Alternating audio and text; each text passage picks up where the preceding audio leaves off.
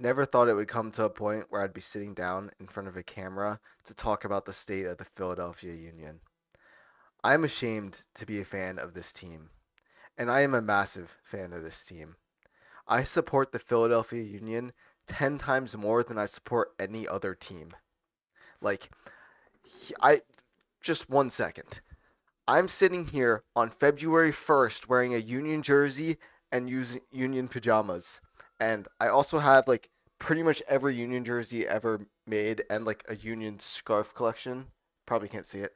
I can show you guys that some other time. But, anyways, massive fan of this team. Extremely disappointed in the organization.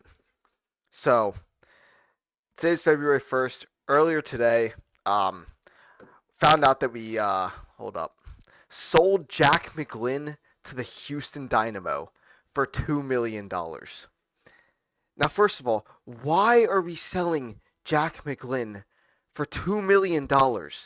I know we are cheap, but his market value is $4.5 million. Sugarman is an absolute sellout, but like if he would have used his brain, he would have realized that if we held on to him for like one more season or maybe half a season, he would have been worth more. After coming off this performance with the national team, where he scored an absolute screamer, had an assist, and was man of the match, like if he plays like that or even like half as good as that this year, he's gonna be worth way more than $4.5 million. So why are we selling him for $2 million? And it hurts that we sold him to another MLS team. Like that is wild to me. So I don't know. I digress. Let's move on. This is our current roster right now. Scratching off Jack McGlynn. The only like new addition we had this year is Ivan, if that's how you say his name. But besides that, we've just like signed some homegrown players. So really bad compared to like what other teams are doing. Like, and he's really just a replacement for Jack Elliott, who like I've seen like the preseason gameplay, and it's nothing special. I mean, I know he needs time to like fit in, but he's not gonna save our team. We'll leave it there. Um, Here's a current picture of my Philadelphia Union graveyard. Of just people I care about. Of course, we have Jim on there. We'll talk about that later. But yeah, this is like we did have to add Jack McGlynn to this today. Um, but this is where we stand currently with the graveyard. Um, let's talk about money for a second because Atlanta United just signed back Almiron for $15 million. 15. That is an owner who wants to win soccer games. Like our biggest signing is Mikel Ura. Of all time is Mikel Ura. 1.7 million. $1.7 million.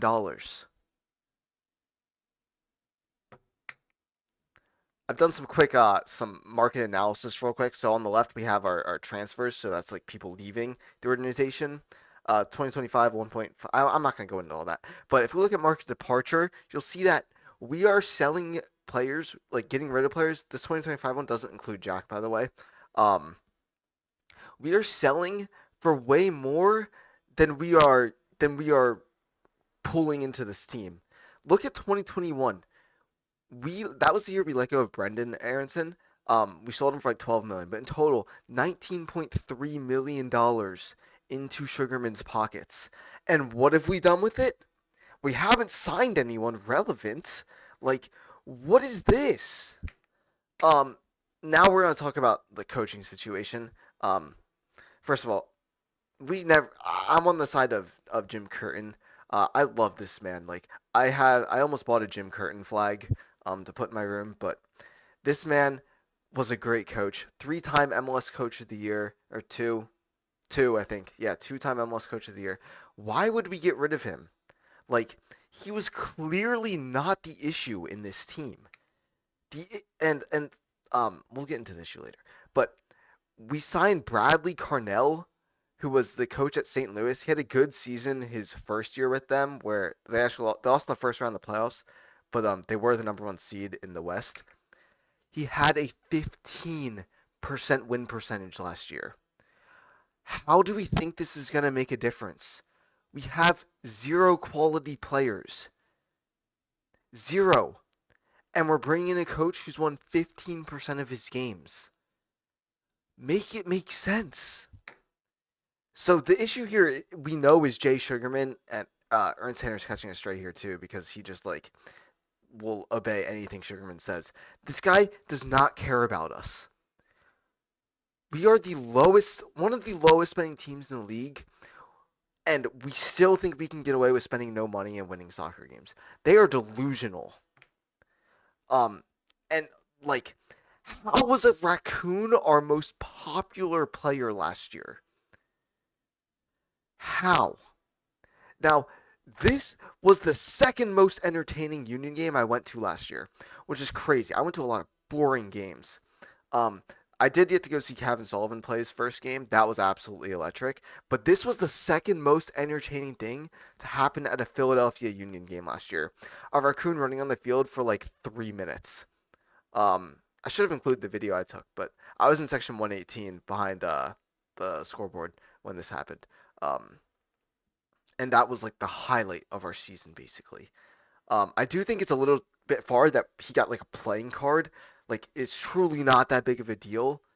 But this is like the biggest thing that happened to this team in the last 5 years, besides what happened on November 5th, 2022. Worst day of my life. We don't talk about it. Anyways, what's next? Yes, our clown of an owner. I don't know how this man expects to win soccer games.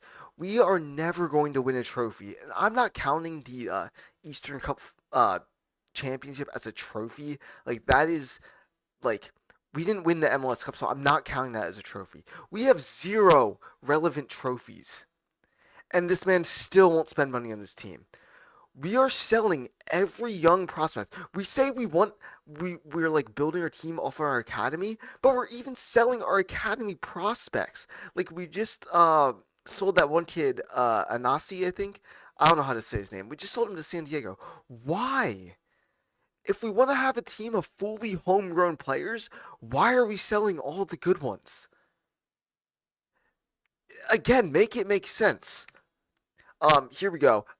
We have the wage costs of all the teams from last year. There we are, second to last, Philadelphia Union.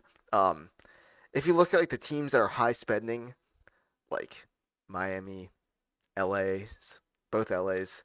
Besides like Nashville, they did pretty bad. Like, if you spend money, your team is going to do well. Like, there is a positive linear correlation here.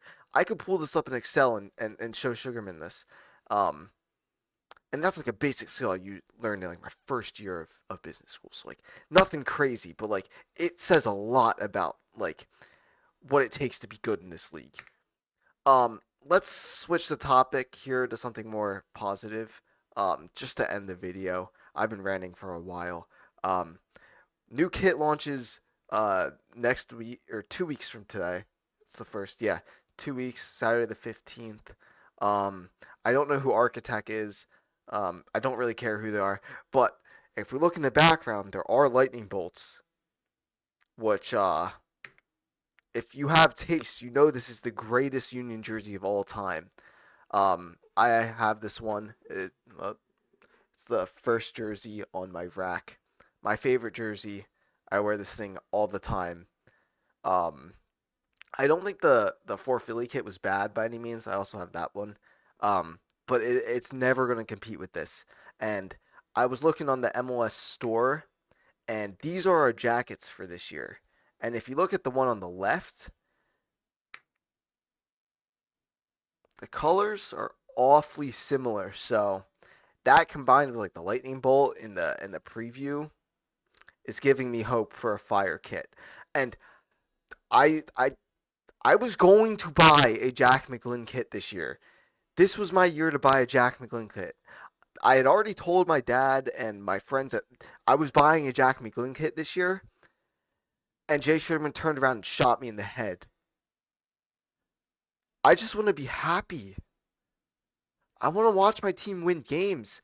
I was so close. I was going to buy a partial season ticket pass for this summer, but no. I'm going to go back to just buying tickets on SeatGeek the day of the game for like $12 because no one wants to go see this sorry team. I was going to spend a premium to go watch my team. Audio cut out there. I don't know why. Headset like turned off. I was going to spend a premium to watch my team get smacked. But letting go of Jack McGlynn was the nail in the coffin for me. It's hard. It's hard to support this team. That's all I have for today.